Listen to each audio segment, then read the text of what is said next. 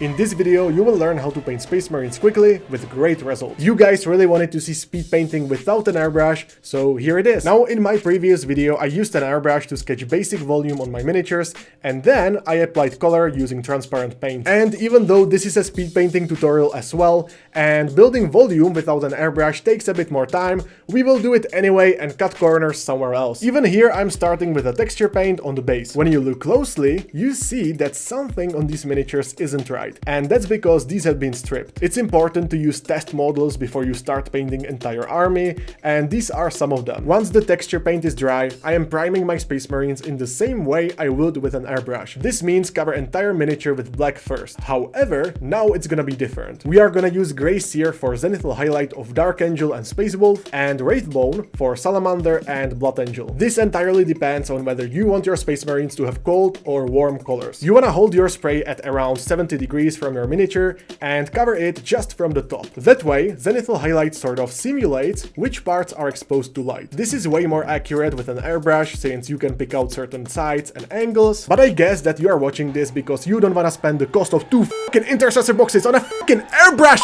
Anyway, if you were to use a spray can to build volume on black Space Marines, use something like Mechanicus Standard Gray at 70 degrees or so. And for white, I would first spray at around 40 degrees with the same gray, and then use Corax White at 70 degrees. Now you see that some parts are more exposed than the other, and this is exactly the point here. As we apply contrast paints over our miniatures, we should see that exposed parts will remain lighter, while the rest will be darker. Even though this should form natural volume on these Space Marines, some contrast paints can be too intense for our zenithal highlight. For that reason, using an airbrush to spray them evenly works very well, and I highly recommend checking my previous video to see how easy it is. This is very much the same approach that El Miniaturista uses for his Space Marines, so if you wanna explore this further, check out his amazing work. In this case, to mitigate behavior of the contrast paints, you just have to make sure that you pull them towards the shades and keep them thin on the exposed parts. As you pull the paint towards the darkest parts, make sure that you do it fast enough so it doesn't start to dry. When you see the paint attaching to the surface of the miniature, it's better to leave it as it is.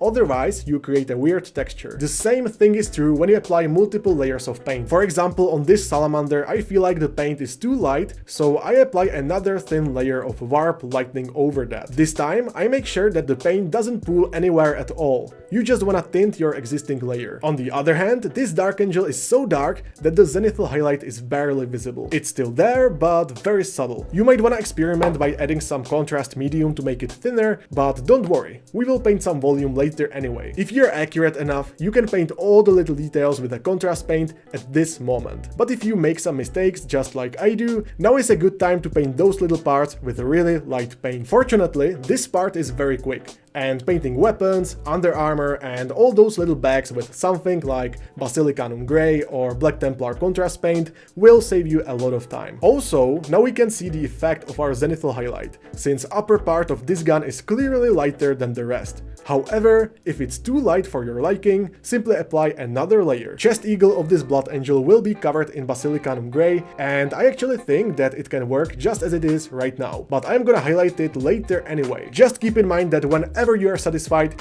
you can skip any steps you want. Before I start highlighting and building reflections, I'm gonna cover lenses and those little tube parts on helmet with black. In my last video, I told you guys that first I paint the lens with black, and then I apply my layers while keeping the black in the recess around it. So that's why I do it right now. This Blood Angel demonstrates really well where are the reflections. Just to give you some examples, this shoulder, this part of the helmet, and this knee pad are obvious. Zenithal highlight helps us see them properly because they are lighter, but to make him pop, he needs to be even brighter than that. I am carefully glazing orange highlights to the center of those reflections and highlighting important edges. On this Blood Angel, I went with approach and recipe inspired from Richard Gray, so that is Evil Sun Scarlet, Wild Rider Red, and final highlight of Laganath Orange. The lighter I go, the less space I cover. If you are not sure how to glaze on your miniatures, you can always check my video on that, but I wouldn't worry about smoothness too much here. You are not gonna get the same result that you get with an airbrush,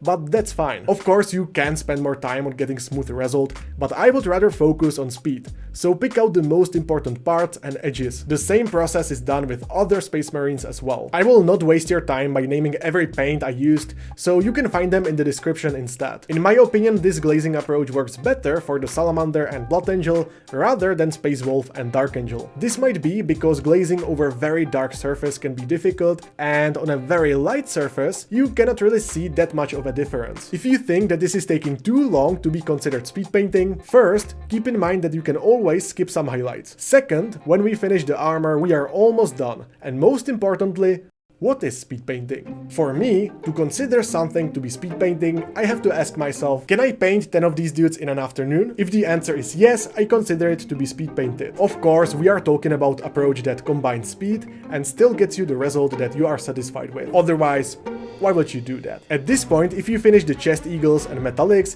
you get better result than most of the tabletop armies. So let's do that. I am taking Slaanesh Grey and start highlighting those weapons and black parts. This includes the chest of this Blood Angel, but as I already said, if you just cover it with one coat of Basilicanum Grey, you are good to go. While I'm at it, I also glaze the grey on this plasma incinerator to create a quick reflection. Once all the black parts have been highlighted, I will share with you my ultra secret recipe for plasma. Simply base coat it with some off-white color and cover it with fluo paint. In this case, I used acid pink from scale 75, but you can use different colors, though blue fluo paints are not all that great. For the aforementioned chest eagle on this Dark Angel, I simply painted with Ushabti Bone, wash it with Agrax Earthshade, and edge highlighted with Ivory, or something like Screaming Skull.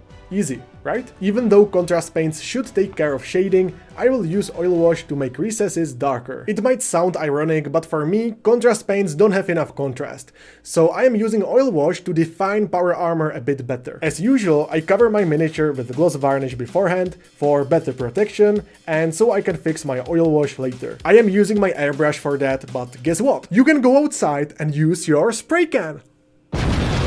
I mixed my oil paint with a white spirit and set aside pure white spirit for later. Then I simply apply it into recesses. Oil wash is way faster because it spreads nicely, and also you can fix any mistakes. However, do keep in mind that this step is optional, since the recesses are already darker because of the contrast paints. Well, maybe with an exception of these shoulder pads right here. But if you were more precise and you wanna be faster, don't apply any oil wash, and don't bother with gloss varnish. However, I like it because it will add nice definition. As always, you can use Q-tips soaked in white spirit to fix any spillover by gently rubbing it over that part. This is another thing that was covered in my previous video. Once I was happy with the result, I took my decals and applied them on the shoulder pads even before matte varnish. I don't use water for this, rather I dip the decals into microset solution, which makes them softer. And this was covered in my previous video as well. After I place it correctly, I push a paper towel against it and there you go. I assume that you don't want this glossy finish on your Space Marines, so it's time to seal them in matte varnish. I am using an airbrush for this, but guess what?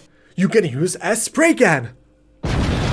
Remember to not use too much matte varnish, otherwise you can get this sort of milky, frosty finish. When you look at the shoulder pads of this Dark Angel, you can see that this is exactly what happened. So definitely avoid using too much. This is yet another reason to use test models beforehand. After I fixed it, I went ahead and painted metallics. But when you look at this Dark Angel, you can see that he doesn't even need any metallics, since the entire weapon is grey. For the rest, I painted gold parts with the same recipe from my previous video, and the same goes for steel. Bases are absolutely up to you, but if you want something simple, choose a color that is complementary to color of your Space Marine chapter and roll with it. On top of that, apply Agrax Earthshade and dry pigment from Vallejo before painting rim of the base with 2 thin coats of black. Once again, with this method you can easily push out 10 Space Marines in a single afternoon. Maybe not on your first batch, but on any other, absolutely. Feel free to skip any steps that you want, and also, many things that I mentioned are covered in more detail in my previous video, so definitely check it out. And see you there!